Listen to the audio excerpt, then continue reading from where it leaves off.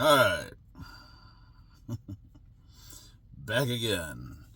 I am going to respond to this comment right here. It's not a bad comment, doesn't bother me. I just kind of wanted to make a correlation. I thought it was an interesting video, and I had said I was going to do this a while ago. Fortunately, I ran into all those storage issues, which is already cropping up on my phone. So, still a ways away from being in a good place, I guess, but we'll get there. Anyway, so I wanted to talk about it because, this person obviously doesn't feel safe with truck drivers on the road. And I think that's a perfectly reasonable feeling these days, because neither do I. As a driver myself, a truck driver myself. It was interesting because the day before that comment, there was a guy that tried to actually, he tried to hit me with his truck. We were on a merge point over on 15 coming out of LA, where 215 comes together there. And we were in the truck side and the right lane was ending. And he just came over, cattle hauler in a blue truck. But he just came over. He wasn't stopping. He was going to hit me or whatever, make me move. Either one. Those were only two options. I don't know. And, but that being said, there was a car right behind him that as soon as I stopped and let him go, that car tried to shoot up the right side of me as well. So the only difference between the a-holes of this world is the size of their vehicles. So the danger exists in all forms.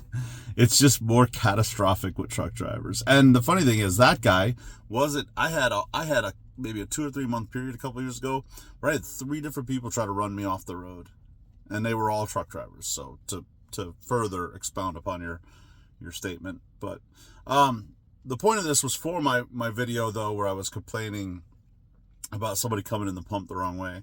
And I think that video specifically exemplifies how this can be a kind of like evidence of a bigger problem, right? You have truck drivers who don't pay attention to the very, very little things. And, I'm guilty of that. We're all guilty of it. If you've ever sat down behind the wheel of a vehicle and driven down a road, you're guilty of it. It's just inevitable, right? So, and some of us have had, pretty bad results.